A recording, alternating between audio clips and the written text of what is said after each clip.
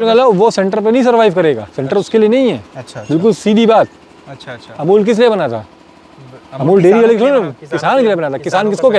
दोस्तों, अभी हम लोग उत्तर प्रदेश बाराबंकी में है। यहाँ पे एक फार्म है जहाँ पे 250 भैंसे हैं, साथ में कुछ गाय हैं और 50 बकरियां हैं। यहाँ पर बकरी का और भैंसों का साथ में फार्मिंग किया जा रहा है। हम सर से जानेंगे कि किस तरीके से फार्मिंग इन्होंने कर रहे हैं और कैसे शुरू किया था। नमस्कार सर।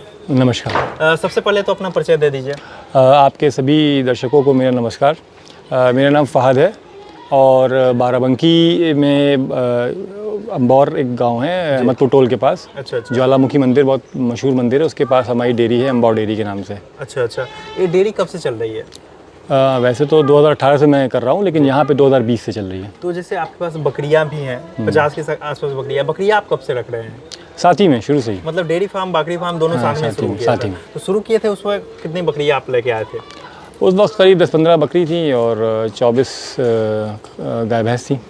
24 गाय भैंस से आज 250 तक पहुंच गए हैं और बकरियां 24 से अभी तक 50-60 ही पहुंचे हैं। असल में बकरी एड ऑन है, वैल्यू एडेड सर्विस जो आप कहते हैं ना, वैसे मतलब मेन आपका डेयरी फार्म है और बकरी मतलब एडिशनल। बकरी साइड में मुर्गी भी हैं वैसे तो। अच्छा अच्छा। तो जैसे आपका बैकग्राउंड क्या था? शुरू से फार्मर थे या फिर कैसे इस लाइन में? नहीं, बैकग्राउंड हमारा ये था कि हमारा फार्मर का नहीं, हमारे पेरेंट्स करते थे, डेयरी में ही थे। अच्छा अच्छा। मैंने MBA किया है, उसके बाद जॉब करी, फिर मेरा इंटरेस्ट था तो मैं इसमें आया। अच्छा अच्छा। तो मैंने अपना एक तरह का प्रयोग किया कि मैं इसको कैसे करूँगा या कि जैसे मैं चाहता था वैसे मैं कर पाऊँगा। तो जो मैंने भी आपको 24-25 जानवर का बताया, उससे मैंने एक ट्रायल लिया था। अच्छा अच्छा। 2018 में पिताजी लोग करते थे उससे अलग किया, अपने अलग हटके किया और 2018 में तो जब मुझे लगा कि मैं कर लूँगा, तब 2020 में मैंने यहाँ पे शिफ्ट किया। और चलिए चलते चलते आपका फार्म भी पूरा देखते हैं हम लोग, चलेंगे। 2020 में मतलब आप यहाँ पे शिफ्ट हुए। जैसे अभी हम देख पा रहे हैं कि यहाँ पे पैकिंग वगैरह चल रहा है। दूध का पैकेजिंग खुद से करके ब्रांडिंग करते हैं क्या? हाँ, डेयरी फ्रेश के नाम से हमारा जो है दूध जाता है। अच्छा अच्छा अच्छा। तो ये प्रोडक्ट कहाँ कहाँ जाता है सर? ये बाराबंकी में, लखनऊ में। अच्छा। तो जैसे डायरेक्ट मतलब मिल्क निकाला गया, डायरेक्ट इसमें पैकिंग हो जाए? डायरेक्ट पैकिंग हो जाए। मतलब इसमें कोई एडिशनल कुछ नहीं, कुछ नहीं। फ्रेश मिल्क हमको अब एक टाइमलाइन है, उस टाइमलाइन में डिलीवर करना है, पहुंचाना है। टाइमलाइन रहता है? ये 3 से 4 घंटे में घर तक पहुंच जाएगा लोगों के। 3 से 4 घंटे में। इसमें कुछ डैमेज वगैरह? किस तरह का डैमेज? अगर डैमेज है, अगर मेरे एंड पे डैमेज है तो मेरा लॉस है। अच्छा अच्छा अच्छा। तो जैसे कितना प्रोडक्शन अभी डेली जा रहा है आपका? मेरा जो टोटल प्रोडक्शन जो है करीब 1000 लीटर है। Total production 1000 litre? 1000 litre. 1000 plus ही है, मतलब 1000 तो है। अच्छा अच्छा। तो एक बात बताइए, जैसे अभी आपके पास 250 भैंसे हैं, प्रोडक्शन में अभी कितनी भैंसे हैं? प्रोडक्शन में मेरे पास होंगी करीब 110 बफलो हैं जी। अरे अगर टोटल गाय भैंस मिला ली जाए तो करीब जो है 170 के आसपास। अच्छा अच्छा। तो जैसे इस एरिया में सिर्फ भैंसे रहती है? नहीं, गाय भी है, कुछ गाय इसमें भी है। अच्छा, इधर में गाय है? जी जी। तो अभी मिल्किंग का टाइम चल रहा है? जी, मिल्किंग टाइम चल रहा है। तो अभी जैसे आपका 250 के आसपास भैंस है, तो इसका मैनेजमेंट कैसे करते हैं? मेरा मैनेजमेंट इसी तरह की, भाई हर एक नंबर ऑफ एनिमल्स पे जो है आदमी सेट है। लगभग इतने 10 से 12 जानवर पे एक आदमी है जो मिल्किंग करेगा और उनकी फीडिंग देखेगा। 2 चीज़ मतलब उनको दिया गया है कि आपको इन जानवरों का वो 10 से 12 जानवर की जो है जितनी मिल्किंग है और जो भी फीडिंग है वो देखेगा। और प्लस कोई बीमारी उसको लगी या उसको कुछ लग रहा है वो करेगा, बाकी तो मैं भी देखता हूँ। अच्छा अच्छा। और उसके अलावा जो है होंगे लोग मेरे पास करीब, अगर पैकिंग और सफाई और सब कुछ देखा जाए तो करीब 24 लोग हैं। 24 लोग की टीम है, ड्राइवर वगैरह सब मिला के। इसमें हम देख पा रहे हैं कि जैसे गाय भैंस आपके पास हैं ही, साथ में बकरियां हैं, कुछ मुर्गियां भी हैं और बतख भी हैं, बहुत सारे पक्षी। वो तो भाई अब डेयरी है, फार्म है, तो जितना भी आप शौक पूरे कर सकते हैं कर लीजिए। घोड़े भी हैं हमारे पास। शौक के पर्पस घोड़े भी हैं, तो शौक के पर्पस से वो है। देखिए, जानवर का काम है तो शौक से ही जी। चाहे मैं गाय भैंस का भी कर रहा हूँ, अगर शौक नहीं है तो कर नहीं पाएंगे। बिल्कुल बिल्कुल। जानवरों का शौक है इसलिए मैं कर पा रहा हूँ। बच्चे हैं क्या? हाँ, यही फर्क है। तो जैसे आप किस तरीके से पूरा डिवाइड किए हुए हैं अपना सेक्टर को? ये फ्रेश मिल्किंग, फिर लेट मिल्किंग मतलब ताज़ी जानवर, फिर बकीने जानवर, फिर ड्राई एनिमल जो छुटा गए हैं, उनका सबका अलग अलग हिस्सों में सेग्रीगेशन किया हुआ मैंने। इसमें जो ये यहाँ पे जो ताज़े जानवर ज़्यादातर हैं वो हैं यहाँ पे। अच्छा अच्छा। तो ये मेल है या फीमेल है? इसमें सब मिक्स है। सब मिक्स है? हाँ। अच्छा, जो नए बच्चे आए हैं? नए बच्चे हैं। उधर में ये गाय हैं, वहीं ये जो छुटा गई हैं ड्राई हैं वो हैं गाय। अच्छा अच्छा। तो ड्राई हेफर भी हैं इसमें कुछ। तो ड्राई एनिमल अलग हैं, उनको वो अलग रखते हैं। अच्छा अच्छा, उनका सिस्टम अलग चलता है।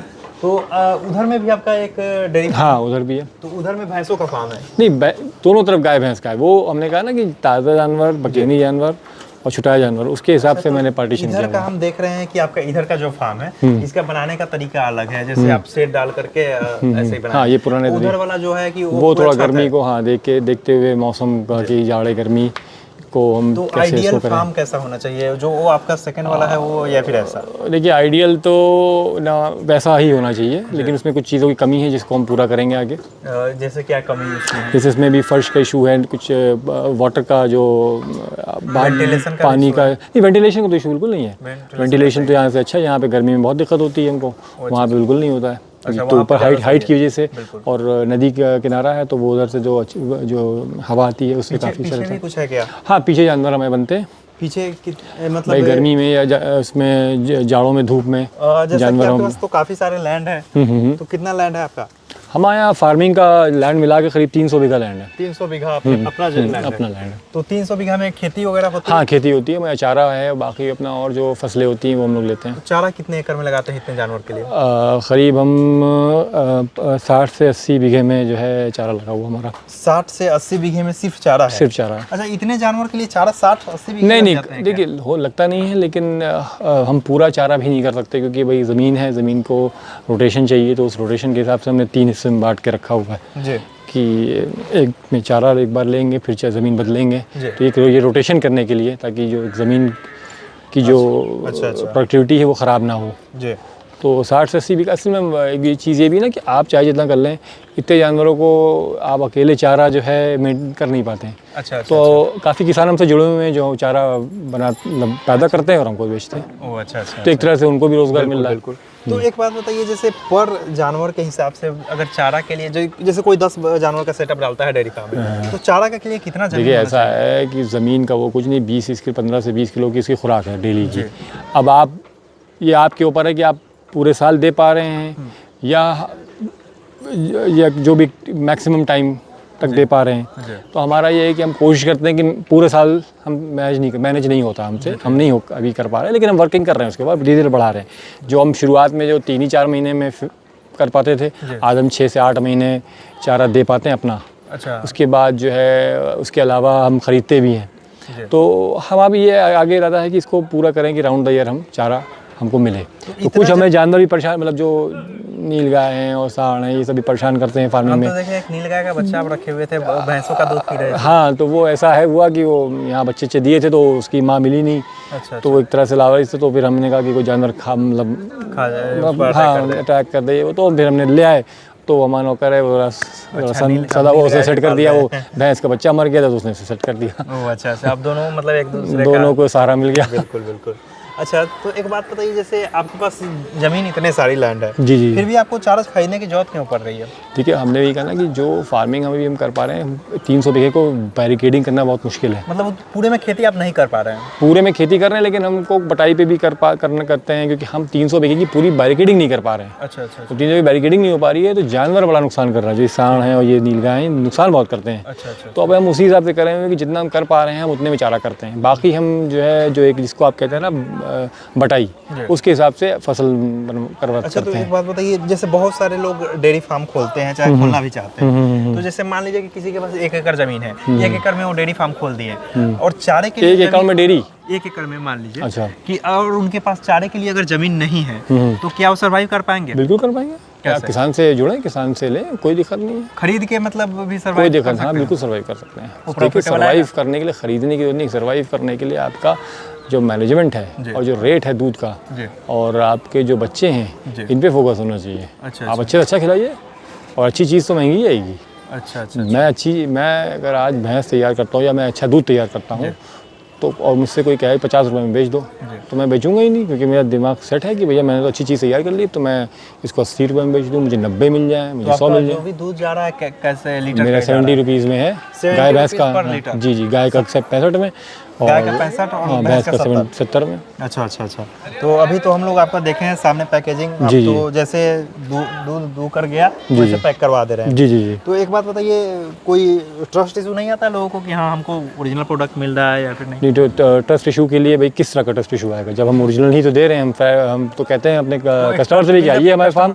कस्टमर का ट्रस्ट बिल्डअप कैसे करते हैं आप? देखिए, हमारा बताया हमने, हमारे फादर करते थे काम, हमने जस्ट टेकअप किया है और थोड़ा सा चीज़ें चेंज करी, मतलब थोड़ी सी ट्रस्ट बना। वो कुछ हमने अपना भी क्रिएट किया मार्केट, कुछ हमने जो पैकिंग का मार्केट पहले नहीं था, पहले ओपन जो बिकता था, पैकिंग वाला पूरा मार्केट हमने खुद से एक्सप्लोर किया। तो देखिए, सिंपल सी बात है, आजकल हर आदमी को अच्छी चीज़ चाहिए। चलिए चलते चलते आपका वो सेकंड वाला भी फार्म देख लेते हैं। जी जी। जैसा कि आप बता रहे थे कि मतलब पैकिंग करें और एक ट्रस्ट बना के रखें मार्केट में। देखिए, हमने ये कहा ना कि ट्रस्ट के लिए आपको बस एक बार एंट्री चाहिए जी। ट्रस्ट, आप एंट्री तो हर जगह हर आदमी दे रहा है। ट्रस्ट कराने के लिए आपने जो चांस लिया है उसको आप मेंटेन कर पाए कि नहीं। मैंने आपसे कहा कि आप ये दूध ट्राई करिए और ये दूध आप आज लीजिए और 10 दिन तक लीजिए, आप बहुत अच्छा दूध है। आप पहले दिन ले लेंगे कोई बात नहीं, आपने ट्राई करने के लिए तो हर इंसान बैठा हुआ है, लेकिन वो फर्स्ट डे और 10th डे में वो सेम होगा, बन गया ट्रस्ट। बिल्कुल बिल्कुल। अच्छा, एक बात बताइए, जैसे आपके पास जो भी नस्ल है भैंसों का, कौन सी नस्ल है? देखिए, है तो ये मिक्स, क्योंकि प्योर मुर्रा इतनी मिक्सिंग हुई है पंजाब की। अच्छा। हम आज स्टॉक भी ज़्यादातर हम पंजाब से भी परचेजिंग करते हैं, हम यहाँ से भी करते हैं। अच्छा। ठीक है। बुल आपने हमारा देखा ही है, ये पंजाब से हम लाए थे, नीली रावी का है। अच्छा, ये वाला जो बुल है ये बुल, हाँ, नीली रावी का। इसका एक हम मेल भी तैयार कर रहे हैं और कुछ फीमेल भी हमारे पास आ रही है। ये फीमेल है हमारी एसी की। अच्छा, ये हिफर है, ये अब ये है रेडी कवर होने के लिए। हाँ, रेडी। ये है, ये दो पड़ियाँ हैं इसकी। एक पड़वा वो है, वो भी इस बुल का है, और जो अभी आपने में एक छोटी पड़िया देखी है वो माँ है इसकी। मतलब वो भी ये समझे भाई बहन हो गए, माँ के साइड से भी, बाप के साइड से भी। उस जो पड़िया को जो इनब्रीडिंग से आप कैसे बचाते हैं उसका? इनब्रीडिंग से नहीं, तो इनब्रीडिंग अभी आना कहाँ, अभी कहाँ इनब्रीडिंग आ रही है। अगर हम 20 से भी देखें तो हमारा सेल परचेज का भी काम है जानवर का, तो रुक ही नहीं रहा है जानवर, बिका जा रहा है। तो अब अगर हम कर भी रहे हैं तो अब हमारे इनब्रीडिंग में ये इन दो को, और जो वो बची है उसी को बचाना है इससे। अच्छा। तो वो तो हम देख के छोड़ते हैं ना भाई, हमने हीट को पकड़ते हैं हम। बिल्कुल। और फिर उस हिसाब से छोड़ा जाता, बच्चा छोड़ा जाता, मतलब मेल छोड़ा जाता है। अच्छा। तो जैसा कि आप बताएं कि आपके पास मिक्स ब्रीड है साथ में, लेकिन मिक्स ब्रीड क्या है भाई, आदमी इसको समझता है, क्या कहते हैं, मुर्रा को। लेकिन अब मुर्रा के सही कैरेक्टरिस्टिक्स तो बस लोग बन्नी भैंस देखिए आपने जी, बन्नी भैंस देखिए, बन्नी भैंस के सींग को मुर्रा बताते हैं। अच्छा। कि बंद, मुर्रा के बंद नहीं होते हैं। अगर आप देखिए, आप हरियाणा जो NBRI है या हरियाणा के जो फार्म, सरकारी फार्म है, आप वहाँ पे विजिट करिए, आपको देखिए किस मुर्रा के बिल्कुल बंद छल्लेदार सींग है। अच्छा। उसके चौड़े घूमे हुए सींग होंगे, लेकिन चौड़े और बड़े होंगे।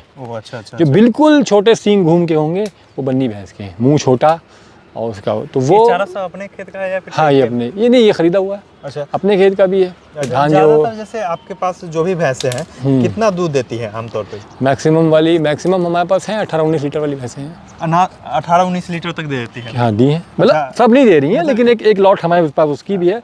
लेकिन जो मेरा अपना रहता है वो ये होता है कि 10+ की ही मैं भैंस लूँ। एवरेज अगर देखा जाए तो ये सब बकरियां यहाँ पे है? हाँ, ये सब बकरियां। ये हरा चारा, ये पत्ते बकरियों के लिए? हाँ, ये पत्ते बकरियों के लिए मंगाए। अच्छा। तो जैसे बकरी में कौन सी नस्ल है आपके पास? बकरी में हमारे पास देखिए बर्बरी का एक है, और एक हमारा मेल गया हुआ है कवरिंग के लिए, कुछ हमारे जानने वाले थे, उनके पास बकरियां थी तो वो गया है। वो हमारे पास जो एक उसका राजस्थानी ब्रीड है, अच्छा, उसका बच्चा है। ज़्यादातर आपके पास बर्बरी मिक्स ही है। देखिए, बर्बरी हमने अभी प्योर इसलिए नहीं रखी क्योंकि ये सब काम इसे प्योर करने के लिए। फिर काम कैसा लग रहा है आपको? देखिए, बकरियों का हमारा एड ऑन है, अभी हम फोकस नहीं है इसमें। अच्छा। तो एड ऑन से तो बहुत अच्छा है, लेकिन फोकस नहीं, एड ऑन के साथ जो भैंस इस डेयरी के साथ चला रहे तो बहुत अच्छा, बहुत सही है जी। ठीक है। कोई खर्चा पता नहीं चलता, इसी राशन में उनका काम हो जाता है। बिल्कुल है, तो इधर ठीक है। लेकिन भाई जो हमने कैलकुलेशंस किए, हम इंडिपेंडेंट जो लोग गोट फार्म कर रहे हैं, वो हमको भाई हमारी कैलकुलेशन अभी तक मुझे समझ में नहीं आती। अच्छा। मुझे नहीं आती, हो सकता है भाई लोग। बिल्कुल। लेकिन उसमें अब हम जैसे जो लोगों से बात कर रहे हैं, कुछ रिसर्च थोड़ी बहुत की, तो समझ में आ रहा है कि एक्जॉटिक ब्रीड पे करिए, लेकिन उसकी आप मार्केट अच्छी क्रिएट कर लीजिए। अच्छा। तो कामयाबी है। खाली ब्रीडिंग करके खड़े हो गए तो फिर वही है, मेन तो वही है ना, जब बिकेगा नहीं तो काम चले कैसे? अच्छा। आपने पैसा एक बार लगा दिया, अच्छा बकरा ले आए, बच्चे भी बना दिए, अब जब रेट नहीं मिलेगा और खर्चे उसके इतने ज़्यादा होते हैं, जिस हिसाब से लोग स्ट्रक्चर खड़ा कर बनाते हैं। मतलब आपको अभी फिलहाल में गोट फार्मिंग से अच्छा डेयरी फार्मिंग लग रहा है? हाँ भाई, जाहिर सी बात है, इसकी हर चीज़ फ़ौरन रेडी है। दूध फ़ौरन निकला, बिक गया, पैसे आ गए। तो ये वाला फार्म जो आप बनाए हैं, ये खुद से बनाए हैं या फिर पहले से था? नहीं, खुद से बनाया। ये तो क्या है, इसकी कॉस्टिंग आई है? इसकी करीब सब मिला, सब पूरा कंप्लीट 24 लाख रुपए के करीब आई थी। मतलब पूरा कंप्लीट, ये बगल में गोडाउन है वो भी। अच्छा, गोडाउन लेकर पूरा लेके जो पीछे जो गाय का आपने खुला देखा था वो सब मिला। इसकी लंबाई चौड़ाई क्या होगी इस फार्म की? इसकी करीब जो है ये 110 फीट की गहरान है। अच्छा, 110 फीट लंबाई होगी। हाँ, लंबाई चौड़ाई 110 और चौड़ाई करीब होगी इसकी करीब 50 फीट। 50 फीट 50 फीट, हाँ 50 फीट लगभग हो जाएगी। तो इधर में भी बच्चे रखे हैं? इधर ये बच्चे, ये इधर के बच्चे हैं, उसके बच्चे इधर ना, और जो उधर के भैंसे हैं उसके बच्चे उधर हैं। अच्छा अच्छा, तो इधर में ड्रम में जाती है, इधर में पैकेजिंग? ये खुला जाता है हमारे काउंटर पे। अच्छा, काउंटर अपना भी काउंटर, रिटेल काउंटर। जी। अच्छा, तो इसमें कौन कौन सी नस्ल ज़्यादातर आप? नस्ल वही है, चाहे यहाँ हो चाहे वहाँ हो। अच्छा। तो एक बात बताइए, डेयरी फार्मिंग आप इतने समय से चला रहे हैं, प्रॉफिटेड की नज़र से देखा जाए तो डेयरी फार्मिंग कैसा व्यवसाय है? नहीं, प्रॉफिटेबिलिटी तो हर काम में, जो काम है जो सही काम है, जितने भी कारोबार से हैं सब में फ़ायदा है। वो उस तरीके से किया जा रहा है और आप मेहनत कर रहे हैं, सही फोकस्ड हैं, विजन क्लियर है, तो सब में फ़ायदा है। ये है कि डेयरी में ज़रा लेट रिटर्न है। अच्छा, ROI कब तक है इसका? तो मेरे ख्याल से 4 साल कम से कम, 4 से 5 साल मिनिमम। 5 साल भी लग सकता है। 4 से 5 साल मिनिमम। तो इट डिपेंड्स कि कितना ज़्यादा आप विगर हैं, अच्छा, कितनी ज़्यादा फोकस है, कितना मेहनत कर रहे हैं और कितना ज़्यादा बिल्कुल क्लियर है कि हाँ क्या करना, कैसे करना। बिल्कुल, क्योंकि 4-5 साल इसका ROI इस कारण है क्योंकि इन्वेस्टमेंट। देखिए ROI, रिटर्न ऑन इन्वेस्टमेंट, तो इसमें 5 साल नहीं है, बात समझिए। ROI तो टाइम लगेगा भाई, जिस तक वो भी डिपेंड करता है ना कितना बड़ा आपने स्ट्रक्चर खड़ा करके रखा हुआ है, इस पर डिपेंड करता है। हम इसकी बात कर रहे हैं कि प्रॉफिटेबिलिटी, आप एक इनकम जनरेट कर रहे हैं, उसको 4 से 5 साल लगते हैं। अच्छा। हाँ, 4 से 5 साल में इनकम आने लगेगी, उससे पहले इनकम नहीं है। मतलब आपको अपना इंतज़ाम 4 साल फैमिली चलाने का, या आप अपने अकेले हैं तो अपना चलाने का, वो अपना इंतज़ाम करके रखिए। अच्छा, ये बात है। तो फर्स्ट डे से आपको ये क्लियर होना चाहिए कि मेरा डेली का खर्चा निकलना चाहिए। तो वो जितनी जल्दी आप निकाल लेंगे, उतनी जल्दी आपका रास्ता सही हो जाएगा। उतनी निकलनी चाहिए जल्दी, जितनी जल्दी वो आप निकालने लगे, उतनी जल्दी आप जानी रास्ते पे आ गए। तो एक बात बताइए, कोई फार्मर जैसे 10 से, जैसे अभी 24 से आज 240 तक पहुँचे हैं मैक्सिमम 7 साल में? नहीं, 7 साल में हम इसको बता दें। देखिए, इसमें ऐसा है कि वो हमने अपना ट्रायल लिया जी, ठीक है। उस ट्रायल के बाद करीब हमने अपने जो एनिमल बढ़ाए, वो हमने करीब 80 से 90 एनिमल्स अपने बढ़ाए। मतलब खुद से खरीदे? खुद से लिए, और बाकी जो पेरेंट्स के थे वो ऐड ऑन हुए। अच्छा। तो अगर कोई नया शुरू करता है तो आपको क्या लगता है कि कितना इन्वेस्टमेंट से इस बिजनेस में आना चाहिए? वो आपके ऊपर है ना। नहीं, फिर भी आपको हम तो कह रहे हैं जितना, अगर वो ज़्यादा है पैसा ठीक से लगाए, फिर सीधे हैवी शुरू कर दे। और हैवी शुरू करे, आप फर्स्ट में ही उसको लॉस हैवी नहीं, देखिए समझे नहीं, हैवी का मतलब ये नहीं कि आज ही सब 100 उठा लाओ। वो प्लान कर ले 100 का, और धीरे करेगा धीरे। ये इसलिए ज़्यादा नहीं है कि जिस दिन शुरू करना उसी दिन सारे जानवर आ जाए हमारे। शुरू करना बढ़िया रहता है। देखिए इतना तो हो ना कि भाई आप मान लीजिए, मैं कह रहा हूँ 10 जानवर आपने शुरू करे, 10 जानवर का दूध कहाँ जाएगा? 10 जानवर का दूध का सेटअप क्या बनाएंगे आप मैक्सिमम दूध कैसे रेट लेंगे, आप बताइए। बिल्कुल, ये भी तो कैलकुलेशन देखना है। मैं कह रहा हूँ कि वेरिएबल कॉस्ट आनी है, वेरिएबल कॉस्ट आपको ये देखना पड़ेगा आप कहाँ पे करने जा रहे हैं, मार्केट क्या है आपकी, उसके हिसाब से आप डिसाइड करिए कि मैं 10 से शुरू करूँ कि मैं 25 से शुरू करूँ। अगर आप पहले दिन से ही 90 रुपये लीटर दूध ले सकते हैं। 90 तो आपको भी नहीं मिल पा रहा, तो फिर नए को कैसे मिल? नहीं, बिल्कुल मिल रहा है भाई, हमको हमारी जगह पे नहीं मिल रहा ना जी। हम तो एक बात बता रहे हैं कि अगर आप कहीं ऐसी जगह कर रहे हैं जहाँ 90 रुपये में आप ले सकते हैं, चलिए हम 70 ले रहे हैं, आप फर्स्ट डे से 70 रुपये का बेच सकते हैं। अच्छा, इधर भी काफ़ी सारे जानवर आपने रखे हैं? नहीं, वो वही है जो यहाँ से निकल के बाहर आएंगे। अच्छा। हाँ, तो जैसा कि आप बता रहे थे कि आप 70 रुपये ले रहे हैं, तो अगर पहले दिन से कोई 70 रुपये में बेच सकता है दूध, तो वो 10 से क्यों शुरू करें? अच्छा, 20-25 से शुरू करें। ओह अच्छा। मेन इसमें क्या होता है ना कि नए आदमी के लिए दिक्कत ये होती है कि इसलिए हम भी कहते हैं कि कम से शुरू करो। कम से शुरू करने का मतलब ये नहीं है कि 10 से या 5 से शुरू करोगे, क्योंकि 5 या 10 में आपका टाइम ही कुछ लगे, पता ही नहीं चलेगा आपको। अच्छा, समझे? इसमें आप 25 से 30 का जब प्लान करेंगे तो 10 लाएंगे, फिर वो लेट मिल्किंग में आएंगी, फिर 10 ऐड ऑन होंगी, फिर वो लेट मिल्किंग होगी। उसमें की जो पीछे की 10 हैं वो अच्छी आई हैं, नहीं अच्छी आई हैं, उनमें क्या गड़बड़ है, वो कोई कवर हो पा रही है, कोई नहीं हो पा रही, वो सब प्रॉब्लम्स आप फेस करेंगे। तो अगर जब आप जिस दिन लाए, आप उस दिन तो आपके पास 300 लीटर दूध था, 2 महीने बाद आपके पास 100 लीटर बच रहा है, तो आप कस्टमर कैसे करेंगे? कस्टमर को तो रोज दूध चाहिए, जिसको आप, अगर आपको डायरेक्ट बेचना है। अगर आपको सेंटर पे देना है तो अलग बात है, आप 2 लीटर लेके जाएंगे, वो भी ले लेगा, आप 200 लीटर लेके आएंगे, लेकिन आप सर्वाइव नहीं करेंगे सेंटर पे। सेंटर पे सर्वाइव नहीं कर सकता। सेंटर पे सिर्फ किसान सर्वाइव कर सकता है, जिसका जो किसानी भी कर रहा है, कहीं नौकरी भी कर रहा है, या दुकान भी खोले है, 4 जानवर भी रखे हुए हैं, जिसको प्रोफेशनल है वो सेंटर पे नहीं सर्वाइव करेगा। सेंटर उसके लिए नहीं है। बिल्कुल सीधी बात। अमूल किस लिए बना था? अमूल डेयरी वाले किसान के लिए बना था। किसान किसको कहते हैं? जो कि जिनके पास 1-2 जानवर है, 4 जानवर है, 5 जानवर और हैसियत वाला 6-7 जानवर है, कोई थोड़ी खेती है, कुछ और है। हम कह रहे हैं कोई छोटी दुकान भी है शहर, वो भी काम कर लेता है, या कोई मान लीजिए कोई मिस्त्री है गांव में रहता है, तो वो काम भी कर आ रहा है, दिहाड़ी ले रहा है, वो खेती भी कर रहा है। जब खेती करने जाएगा तो उस दिन काम पे नहीं जाएगा, अपना खेती भी देख लेगा। घर पे उसके बीवी जो भी हैं, पेरेंट्स हैं, वो गाय का दूध, जो भी गाय भैंस उसका दूध लगा रहे हैं, वो भी सुबह शाम बिक रहा है। तो उसकी एक ये इतनी बढ़िया, तो वो संपन्न हो गया। मतलब ये किसान की होनी चाहिए, ठीक है ना। तो जो ये इसमें सेट है, वो किसान भी खुश है। अच्छा।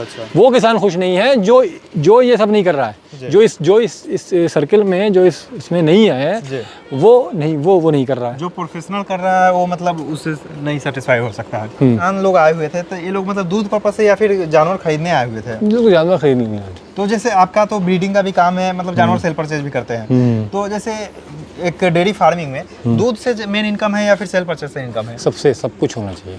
सब कुछ होना चाहिए। मेन इनकम कोई भी रास्ते को बंद नहीं कर सकते। कितना परसेंट मतलब? नहीं, डेयरी में यही तो है, यही तो डेयरी में अगर सिर्फ दूध पे फोकस कर लेंगे तो भी काम नहीं चलेगा। क्योंकि अगर आप लेट मिल्किंग जो जानवर है वो हटेगा नहीं, तो आप खरीदते ही रहेंगे।